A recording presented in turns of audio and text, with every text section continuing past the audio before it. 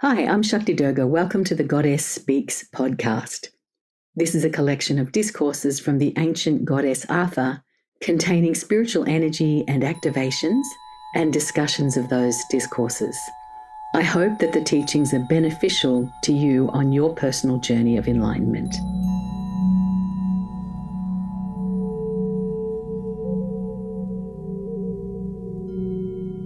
And Mother Artha comes and gives her blessing to everyone present. She waves her hand and her chair appears, the book stand appears, the book appears. The pages of the book turn themselves to where Mother Artha wishes them to be. She looks at you, she looks at me, she looks at all of us and smiles, and you feel the smile of Artha in your heart. Namaste, beloveds, and welcome back to this place of gathering. This place lives in the archetypal memories of your race, and the sacred tree appears throughout the cultures of the world as an expression of divine energy, human hope, and development. It's a symbol of growth. It's a symbol of knowing that our roots are indeed in another place. It is a symbol that is understood by people depending upon their level of consciousness evolution in a variety of ways. And even in your own life, and even within the 1 hour, you may discover several different levels of meaning for the holy tree.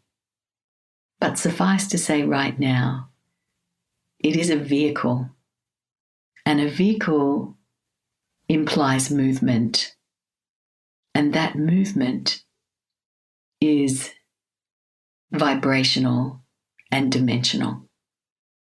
We here together are creating a dimension that is in our own image, and as we come together to create this dimension, that which plays out within it holds all of the potential and all of the codes of light that have developed within the hearts and souls of each of you.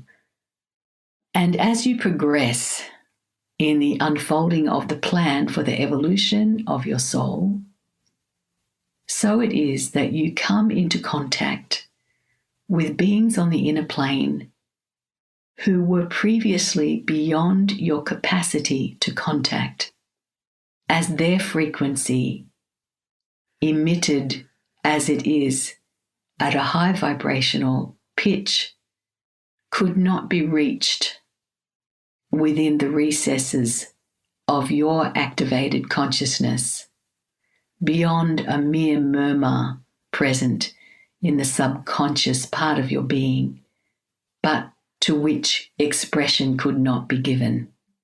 As each of you has lightened the load over time, contemplated, changed, grown, developed, refined, and thus Ma Kundalini has flowed more liberally throughout your being, your capacity to hear the great ones at a different turn of the spiral has become enhanced. And here with you today are some of the guides with whom you will have a familiarity by now, as they've traveled with you for some time. But today you will also be joined by some new guides. And these are holders of the dharmic keys. These guides are coming now to join with you in the final ascent. If you think of moksha as a mountain, then you need special equipment for mountaineering as opposed to walking. Even when you walk in hilly terrain, it is a different exercise to mountaineering. And the tools that you have thus far and the level of spiritual fitness that you've attained is necessary and has been developed in the hearts and souls of each of you And your chakras are capable of making the ascent, beloved ones, for you have attained to a level of altitudinal stability on the climb up the perennial mountain. Just as it was expressed last week, it was expressed that the top of the waterfall has no top. It has no beginning, nor does the spiritual mountain ever cease to unfold itself before your consciousness. But mountaineering skills are needed now. And thus we enter into the fields of the Dharmic lords and the souls who have neared completion of their own evolutionary and creative journey.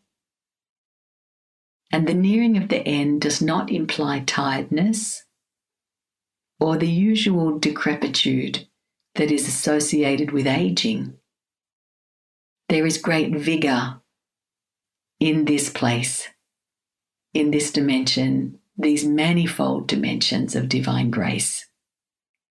The places where the souls of those who are close to the attainment of moksha, where they reside, could be seen as a series of heavenly realms, and each is assigned a place in the heavenly realm that most closely fits the personality, consciousness, and preferences of the adherent. This is what Jesus said. It's what he meant when he said, "The home of the Lord is many mansions," and that Jesus would prepare a mansion for his followers, for each of them, in the realm in which Lord Jesus could be found. There are indeed many mansions, and you might think of these mansions as dimensions rather than houses. But if it is more pleasing to your countenance, by all means, you may construct a house in the dimension to which you have the karmic liberty to live, breathing in from above and out through the back of your body. Beloved ones, do not labor over the meaning of the teachings, but instead assent to their awakening within you.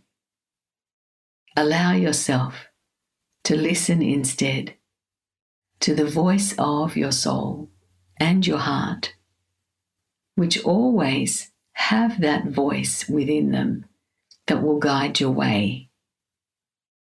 There are no souls who attain to self-realization that have avoided mistakes on the path, although souls abound who have deferred their learning by avoiding the situations that they most need to face, so as to bring to a head the classroom in which they find themselves. One can defer learning for a long time, and this is the ego's preference, because the ego is uncertain of what happens once we bring things to a head. One cannot control or contain the circumstances thereafter. But the journey is one of heart and soul, and not of control. And it is this courage, beloved ones, is Artha's gift to you today. Our sister, the goddess Ma Durga, has devoted herself to bringing forth the courage within the hearts of humanity to give the strength that each needs for mountain climbing, even for walking in the world at any vibrational level. It is advised, beloved ones, that you continue the daily recitation of the mantras of the goddess of strength and courage. For there is a light field associated with every god or goddess, replete with gifts and codes of light. And those of Ma Durga are extraordinary, as are all the gods in their own way.